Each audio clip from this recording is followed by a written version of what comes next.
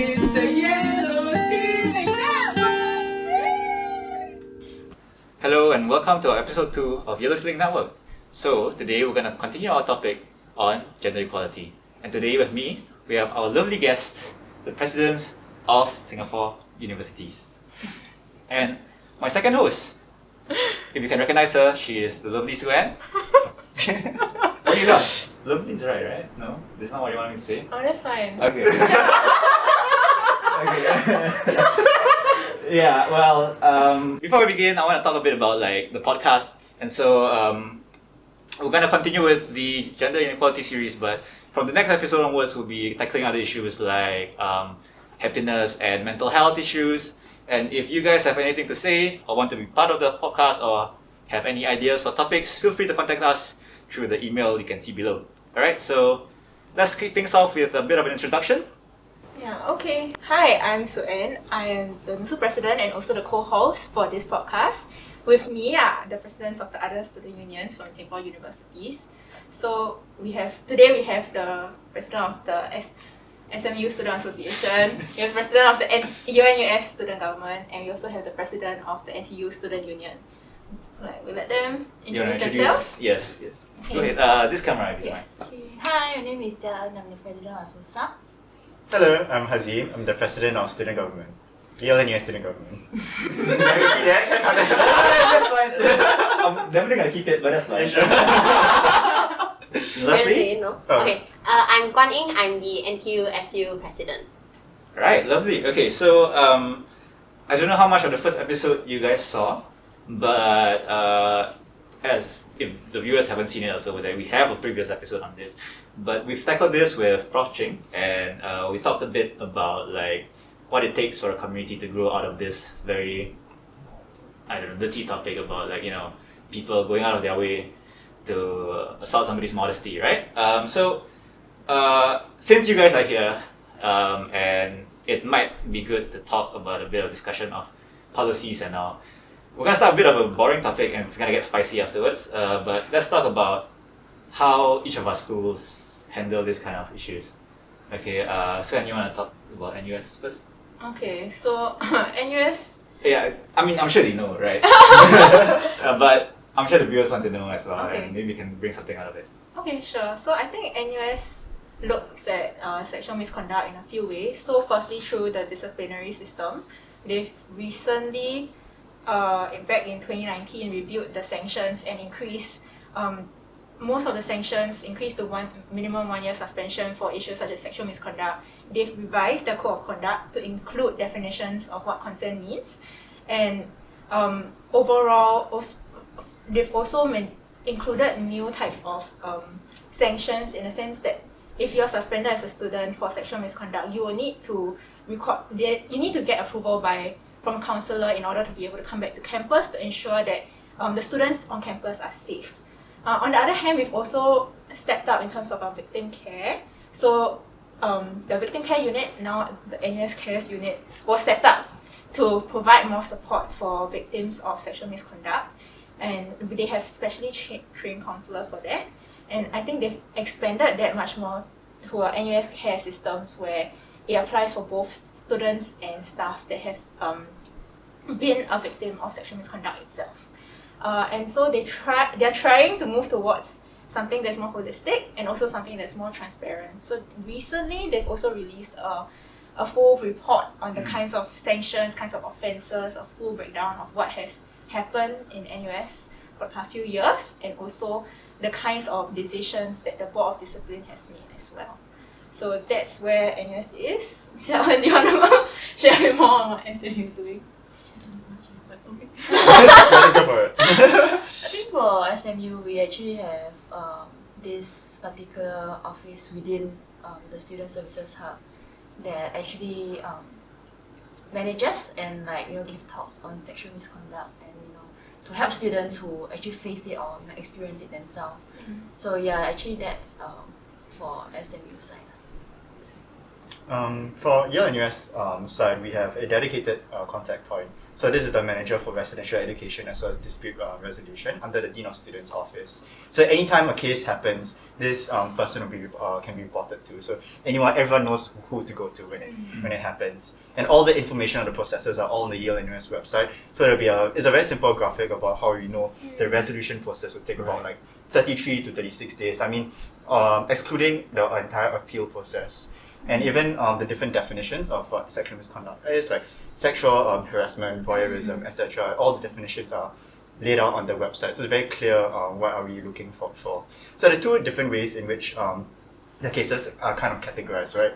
We have the student-to-student cases, we have the student-to-faculty cases, and each has its own different processes and different parties involved. But fundamentally, I think the key principle in YNC's approach to this kind of dispute resolution, conflict resolution, is really the safety of the survivors.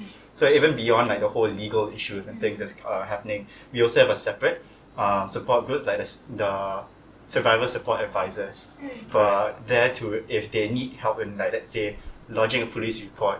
YNC doesn't really force students to lodge a report, but if they do want to lodge a report, they'll provide the support necessary, and they're all trained in survivor support skills. We also have a student group to cover the peer end, which is called the Kingfishers for Consent group as well. So these people, this group of students also help engage the wider student population on like issues on like consent, like how consent is mandatory, and issues on like how do you deal when, let's say, your friend themselves perhaps is a perpetrator. How do you want to discuss that as a community? So you have like very small group discussions to discuss that.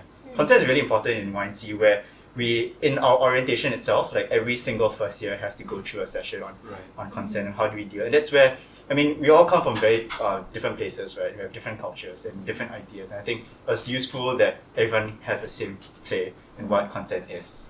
Yeah. Okay, cool. I mean, like, it's also nice the fact like that you have this like Kingfisher group. I don't know whether I got the name right, but Kingfishers for consent. Right, yes. It's like it's no, really, it's KFC. Okay. So right, as I was saying, right, it's also nice the fact that Yale-NUS has a relatively smaller community, and it makes it easier and just more feasible for you to have like a very close knitted group. And this kind of stuff, like the KFC group is, I think, really a good opportunity to have. What about NTU side? NTU actually takes all these sexual harassment cases very seriously. But I think I know for NUS, they actually do broadcast or actually email to students like existing cases or actually update regarding, I think because students want to know. But I think for NTU, we don't do that yet. Maybe that's something we may want to explore. I'm not too sure. But there is a, whenever a student actually, I would say, feel like they have been assaulted in some sense, they can actually approach the Students Affairs Office or our University of Wellbeing. That's where counselors and I say trained professionals actually help these students. So if they would actually want to make a report to the police, or they want it to be settled within the campus, or like one-on-one with the perpetrator, that can be done as well. I think what the school will definitely like support the students like all the way. And then, but then for there is also a peer helper program where some students actually don't really want to speak to like adults, so they want to like speak to like someone that they feel is on their level. So that's where student volunteers actually are trained, and then they are on this peer helper program where whenever a student wants to reach out, they can help these students as well. Right. And I think this happens a lot, right? Like, let's say something happens to you, you're not really inclined to like broadcast to the world what happened, right? Most likely what happens is that you have a close group of friends and you confide in them, right? And I don't know whether that's a good thing or a bad thing. The previous episode I was sharing about a friend who like, for lack of a better word, did a bad thing, and like he's not a bad guy, but as far as I know, the teachers didn't know about it. I'm sure they've heard rumors, but without a proper complaint, I think they cannot go ahead with anything. So it's like I really don't know what you're supposed to do in that case. Somebody comes to you you hear about this. What's next, right? How do you help someone in this position? And that's why I want to ask like the few of you. Maybe I can share. Yeah, go ahead. Yeah. So I think like for NTUSU, we started a empowerment committee. So we try to whoever in the exco or in the student union who wants to step up and help such students who actually how do I say whenever they are maybe they want to speak to someone and then they don't really want to make a report or tell the school yet, they can actually reach out to the empowerment committee where we are right now having these people trained, and then when we are prepared, then we will roll this program out as well. Yeah. So and also like I think on NTU there is a lot of like people who want to seek counselors' help, not just for sexual misconduct cases, but also mental health. They're very stressed. So on campus, we are trying to see how we can actually make the process a lot faster because on the counselors' end, they are very overwhelmed as well. So yeah, so actually, I'm not too sure if like, it's the same for all the universities. But counselling as well. yeah, counselling. Like, so there's a demand for like counselors right now. But then, yeah. So we're trying to see how we can expedite processes faster and also hopefully give a more intimate okay, I wouldn't say experience, like a better experience for the students so that they can speak to someone, and then like if the student helper knows that actually this case is very serious, or like actually this person just needs a listening ear, that student is trained and well informed on what to do next. Right.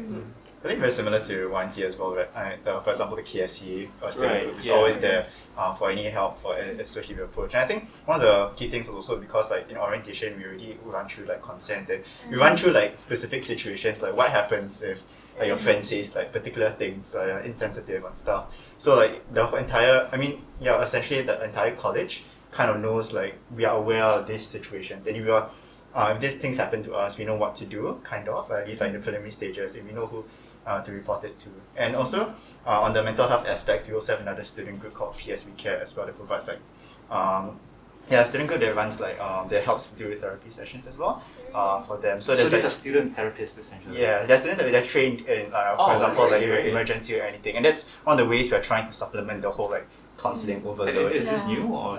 No, we've had it for, when I really came into college, it was already there like 3 years ago. Yeah, so there's a lot of, and I think I really in YNC YNC students really love to like push their own initiatives. And I think a lot of because it was a very small knit community, like there are a lot of groups that just come together to like try and support each other. That's I think it's pretty good to have like more than just somewhere to report, but somewhere to talk about, right? But then again, when it comes to like students who are trained to do this, then it becomes official again, right? Yeah. So there's still the argument that they're still scared of making this a bigger thing that they think it is. Obviously, it's a big thing, right? But yeah, I still think that some people still fall through the loopholes. But these are steps. Having organic conversations. Yeah. So I think just yesterday, actually, or like 2 days ago, like there were a couple of people who posted on like our own Facebook group, just like, hey friends, I understand this is a pertinent topic, right? Like about what happens if one of our friends is a perpetrator, how do we deal with that? And this was not people who are necessarily affiliated with any of the student groups of it. It's just someone who just was genuinely curious, and just wanted a conversation. And then they're just like organizing by themselves. And that's how, as a community, we are trying to come together and participate in these dialogues as well. And just push through. Yeah, I love that.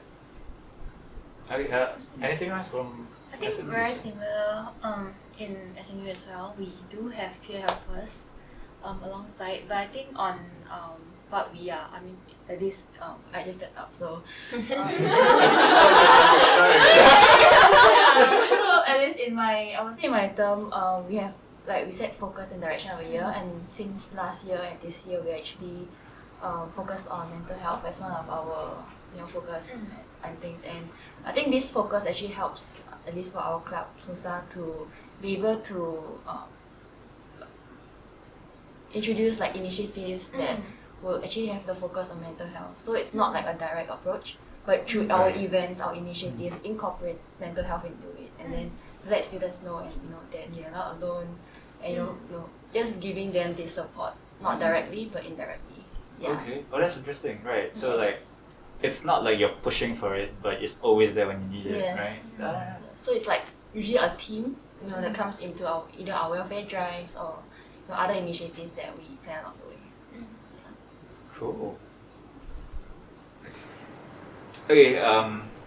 So you want to talk about the NUS side? Okay. Okay, sure. I think for NUS side, what NUSU is trying to do is less direct initiatives as well, because I think we're a very small team of 80 people to 30,000 students.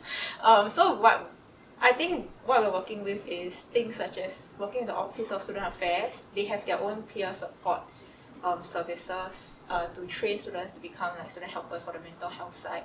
But we are also trying to see in what other areas can we train the community up, empower the community as well.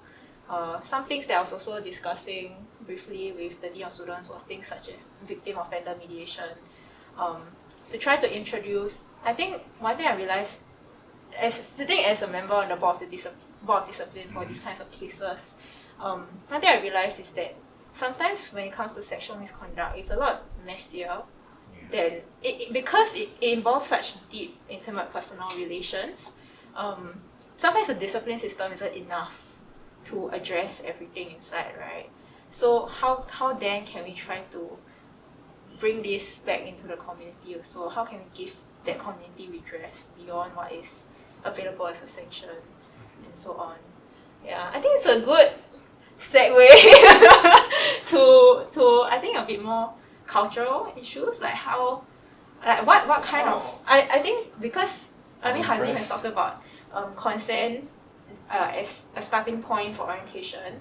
I think NUS also is trying to push out the respect and consent kind of thing, but we are still as a community learning. But I also wanted to know more about like in the different universities how it's viewed, because I think in NUS is a very big community. I think the idea of respect and consent can differ very much across different people in the whole student body. And even now when we hold our workshops for professors' reactions, students' reactions to all these kinds of very difficult situations, you get very different answers as well. And now it's very much in a dialogue kind of stage.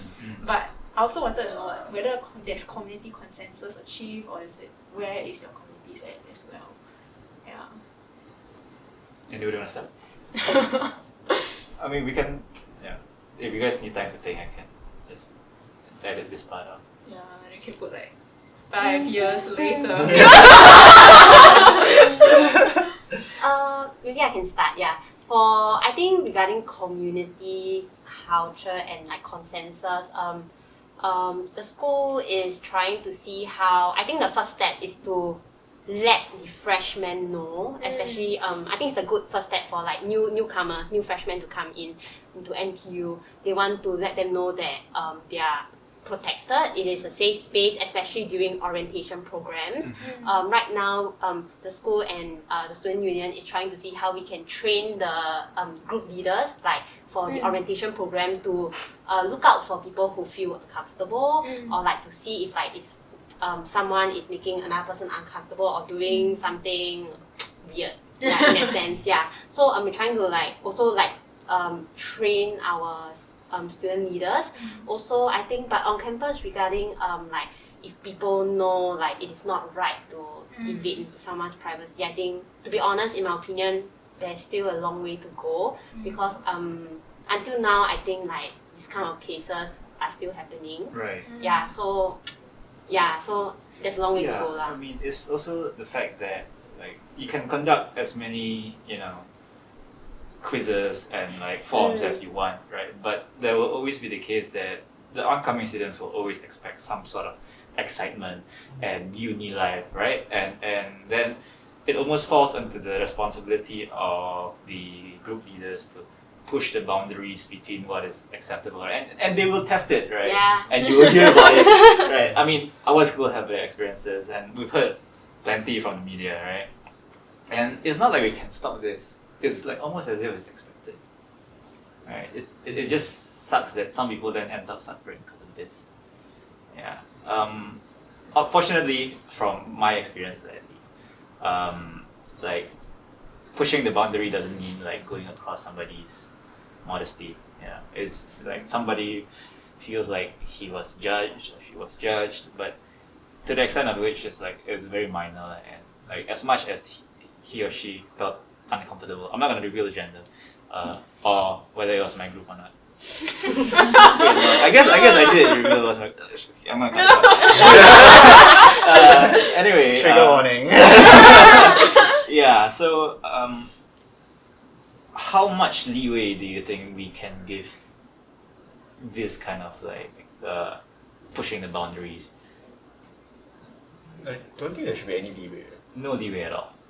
Like, okay, the way I see it at least, like, I mean, sexual misconduct, like, fundamentally it's like consent, right? Right. As long as any of the party is unwilling or does not provide like clear signals that they're willing, then any encroachment of personal boundaries is necessarily an encroachment into the personal rights That is in true. their bodies.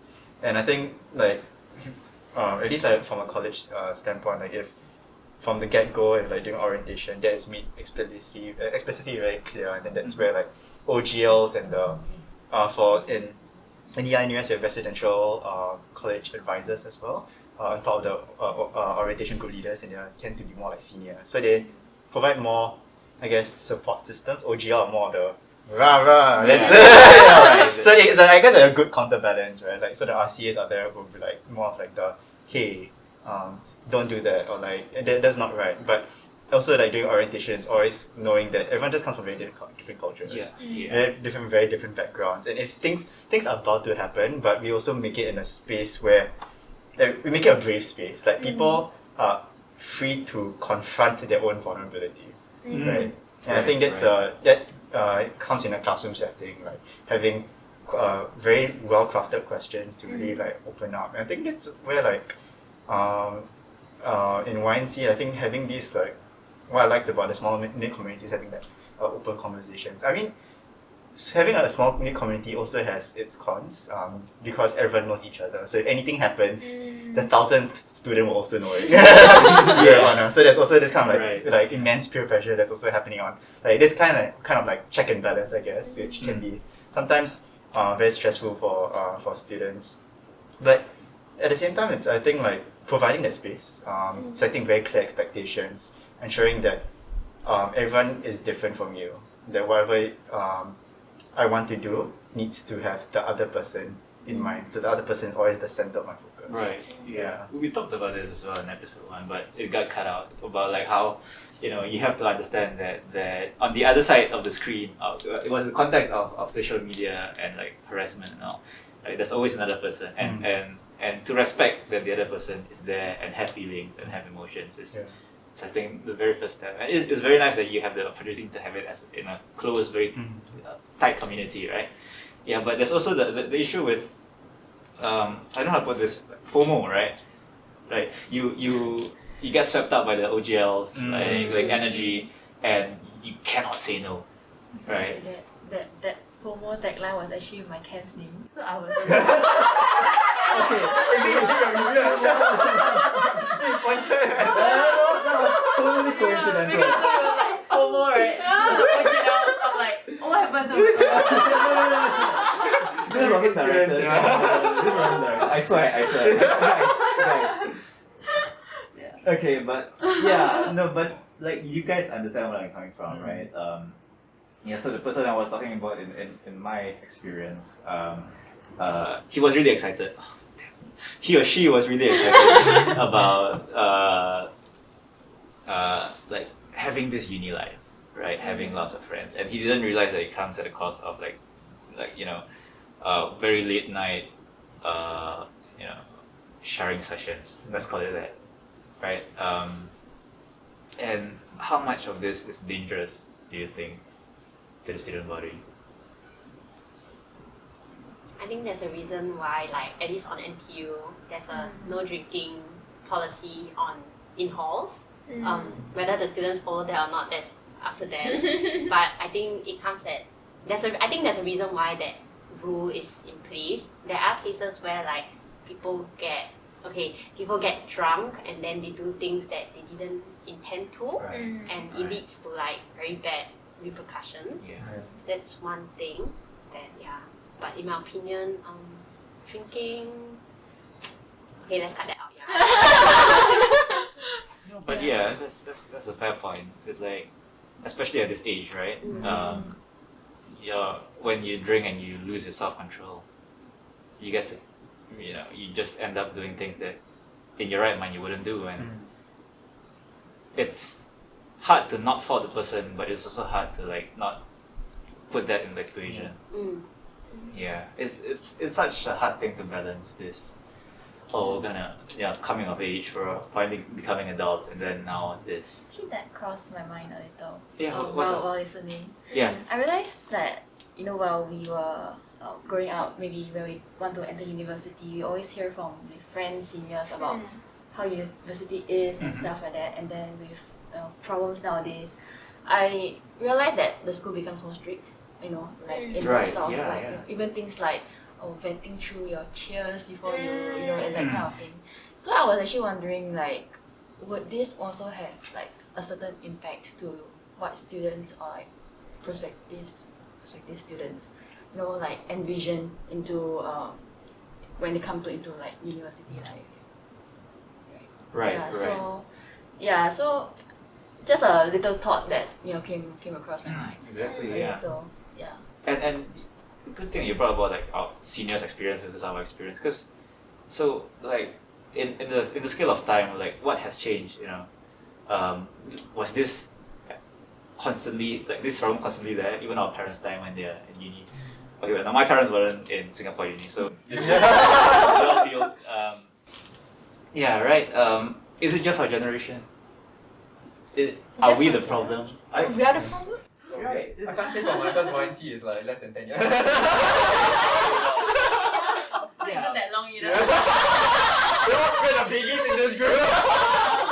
We're the old folks.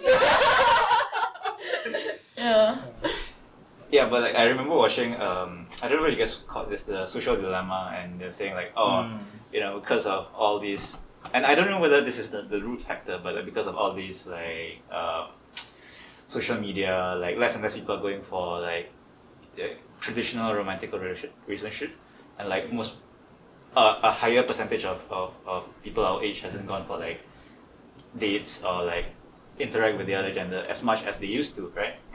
Because they were forced to. They couldn't just sit behind and just scroll through Instagram, right? The interaction goes further than just the screen, right? So I really, this question, as much as it's a joke, right, is a legitimate question. Is it our generation?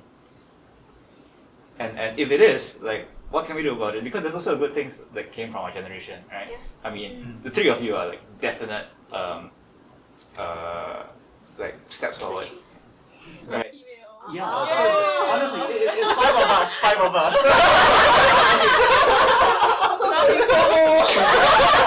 Four of us. Okay, I am not up to your standards. Like, I cannot imagine this happening in my parents' era, and not to say that my parents were this kind of people, but like, yeah, as in, so our generations definitely have done the right stuff, but like, how can we move on to the workforce with this kind of tendencies? I don't really think it's tendencies. I feel like even the fact that this kind of conversation is coming about is because our generation has become more aware More that self-conscious. this is an issue. Okay. Because I mean, these things like underwear stealing and whatever has been happening since our parents' time. That is But true. whether it's reported, whether it's talked about in this kind of manner is also another thing. Right. Yeah, I feel like that's also a matter of like what kind of data that you take. Okay, so you're saying that like I have this image because back then there wasn't as much reporting and as much like emphasis on this topic. I mean, it was probably more taboo topic back then as well. Oh, right? that's true. To discuss things like sexual relations or like Yeah. even alcohol. Yeah. Okay, that one I don't know. Yeah. Gender interest has been like a historical thing as well, right? In Right, Singapore, right. look at like how like women, like the whole push for more women in parliament, etc. Exactly. Like, becoming like the first female president, like, and I think it really is about how we as a generation are having conversations. But now I think the key challenge is, I mean, so the first step is we are having a conversation, but then second step is how do we craft that space for conversation and such that it is a productive space. Right, more into our Right. core, that kind of thing. Yeah. Yeah. And how do we then from that conversation, how do we translate that into action? How do we change institutions? How do we change the not even just institutions, right? Because sometimes really it is our own personal habits, Yeah. right? Like sometimes like maybe from like childhood when we went through like secondary school, primary school, there may be some like problematic habits that we might have adopted that only like maybe in university or even even maybe when we go into the workplace it's still problematic, but relearning that habit and like having that like humility to like understand and be vulnerable for that, I think that's where it's extremely difficult. Like that's what I think like I speak for myself, it's extremely like difficult to like relearn habits, and I think that's just like being vulnerable to do that. And I think that's where like the key problem is, like if everyone can take that agency to push forward the Right. conversation and the actions. Right. Okay. Actually, starting on the question, I was wondering about that expectations thing, right? Yeah. So about how like the idea of FOMO, does it start then from the OGLs? Right, the OGL setting the expectation about what needs to be done, or like okay, not really what needs to be done. Like, what it sounds like What is the norm? What is the norm, right? What's like the norm? What is like actually What like, is to be expected? yeah, what's to be expected? Yeah, I mean, it's like a vicious cycle, right? Yeah, but that's a good question. So how do we stop this? Like, But people need to know their rights, right? That's why I think when Yeah. people come into school, they either don't know, actually they have autonomy over what they can do, Right. but then they feel that either from example social or peer pressure, like I don't want to look like so Dane. That's why I go out, or like I do this, I do that. Yeah. That's why. But like if someone like actually knows that it is okay to say no, I think that's very important. Yeah. Then people stand up for themselves more. But of course there has to be platforms to allow those who are more introverted or don't dare to speak up to do like example like whistleblowing apps or whatsoever. Right. Sounds like it'll be helpful for me. I think it really will take time. You know, all this, even though like at least I'm glad we all are glad that we started all these conversations. But I think changes and stuff really takes time to really change and for people to really adapt and the mindset of we are this is how it is and stuff like that. So it's not something overnight, unfortunately. But I guess that from now at least something is starting, and I believe that over the next few years it will only get better. Okay, so this brings us to the point of what should be that future and how should we shape it. So I mean, have you had any experiences that you've had throughout your university life, or perhaps if you've interned before, that you think should change, or you think were good, that is a practice that we can continue to change?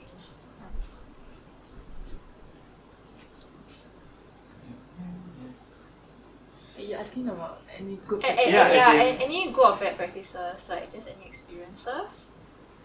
I think it's more on the mindset of us as individuals. Sometimes we may not, some people may not be very open-minded as much. But if you're talking about experiences so far, I would say there was moments where I kind of felt like, it actually affected my confidence to a certain extent. If someone isn't either they are not very well with their words or articulating their expression, in it is something. I think expression, communicating how you feel towards certain things is important, especially addressing it to someone. Like for myself, there were times where I was kind of like told that being a female leader, we are too soft, too weak, and it's not something very ideal.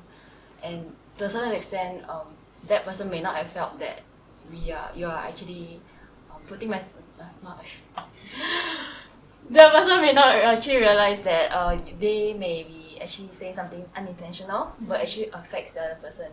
How the confidence and stuff like that. Yeah. So. Wait, no.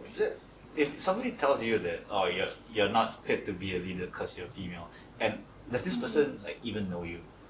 Yes. That's okay, but like the point being like I don't know whether you should make excuses for this kind of people, right? This is exactly the behavior that shouldn't be fostered, right?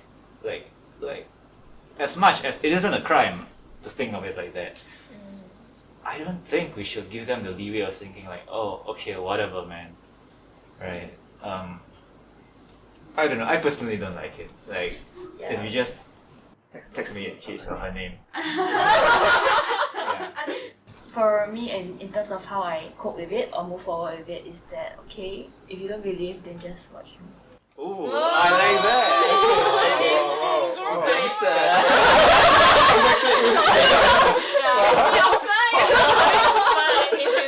Yeah, so watch my actions and see what I do. Yeah, since I think that's the only way I actually kind of like thought of. Maybe I don't know, how do you, or actually, if you have ever experience, then how do you guys cope out with it? Maybe. Actually, Yeah, go ahead. Go. a lot more responsibility on like as males to who have never experienced, I guess, in some sense, like what's been experienced. I think we are there to call out, I guess, in a sense. Like, we need to be there to not necessarily put the burden of like speaking out or speaking against on those who are discriminated or those who has to have experienced this. And I think especially like conversations on like gender, I think it definitely needs to not just be female oriented or female dominated. I think there needs to be, especially on the other side, right, as more males to participate in these conversations. Because at the end of the day, like for me, gender conversations isn't just like one gender, right? Right. Like all genders coming together and like talking about it. Yeah, the full spectrum, because it really needs buy-in from every single party involved. That is true. Yeah. Then we have come to the end of our Yellow Sling Network episode NUS. Alright. Look forward to the next episode. So we'll be talking about mental health issues.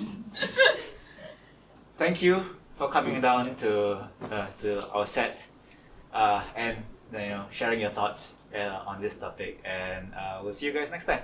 Yay! Yay! Wow, I hope now. Okay, it's wrapped.